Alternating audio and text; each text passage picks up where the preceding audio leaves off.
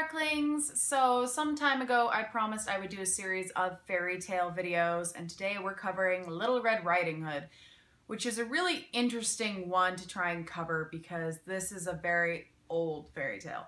It can be traced back to the Middle East in the 1st century, and it has adaptations spread throughout the world, and it adjusts for each region, and so different things will shift to accommodate whatever region it's from. So it's very strange how many variations of the story there is.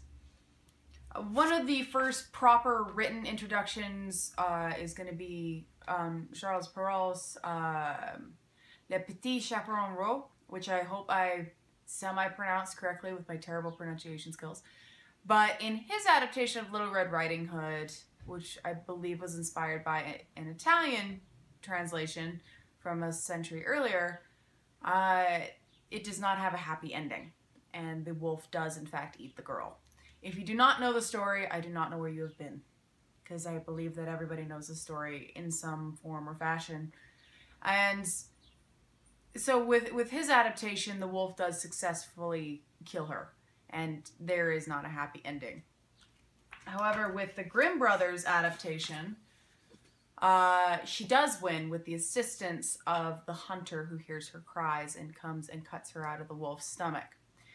It's kind of interesting that the more violent adaptation is the happy ending adaptation. You also have a very diverse amount of adaptations that involved her getting away with her own cutting, whether it's by getting assistance from a laundress who helps her cross a stream, and then when the wolf tries to cross, he drowns, or she seduces him, or any number of ways. And it's pretty much the same story until the ending. The ending varies pretty drastically. Because I bring her up like all the time, and every time I talk about fairy tales, I will bring up Angela Carter because I really do like her writing. And A Company of Wolves is a great story. It pretty much kind of goes off of the Freudian analysis of what the red stands for and what the wolf stands for. It has to do with menstruation and reaching feminine maturity and sexual awakening and sexual liberation and all of that stuff. So she ends up seducing the wolf, and then she wins that way. For film adaptations, one of my favorites, which I mention a lot, and it's a beautiful film, and it's kind of dark, and it also goes up with one of the other concepts is that the wolf is actually a werewolf because he is smarter than your average canine. And so this does in fact deal with werewolf mythology in addition to the general parameter of the fairy tale.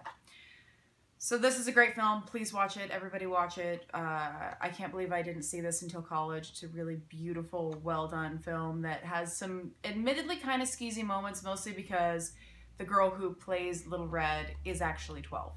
She doesn't quite look 12, but she is 12, so that is a little bit skeezy and a little bit creepy, but it's still a beautiful, very intriguing film that I recommend to everybody. Otherwise, some other adaptations of note, because there's actually quite a few adaptations of Little Red Riding Hood, the majority of which are short animated films. You also include 1986's Dead Time Stories anthology, the extended modern metaphor of Freeway, which I haven't had the chance to see yet and mean to. Into the Woods. I prefer the actual play over the film adaptation because the film adaptation it should have been PG-13. PG was cutting out too much.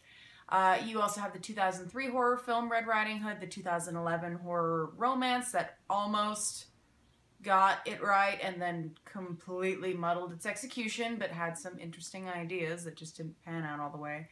Sherry Volk i Krishnova Shampaya, I can't fucking pronounce Russian, I apologize, which is a claymation film from 1990, which is apparently having to do with a gray wolf, and it is kind of a political satire, which is interesting.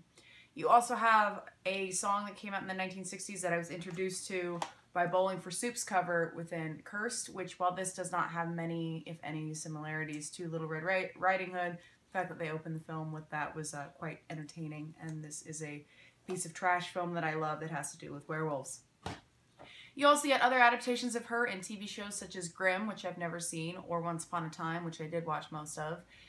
So it's kind of interesting to see how that story has impacted popular culture. It has been analyzed more than most fairy tales, and Sexton did her interpretation in her collection of poems, Transformations. And it's just interesting to think how many people have studied the various meanings behind it. Anyway, I hope that you think about this story more than just a little girl who got lost in the woods and believed a wolf foolishly, and look at every side of the story. Till next time, Darklings.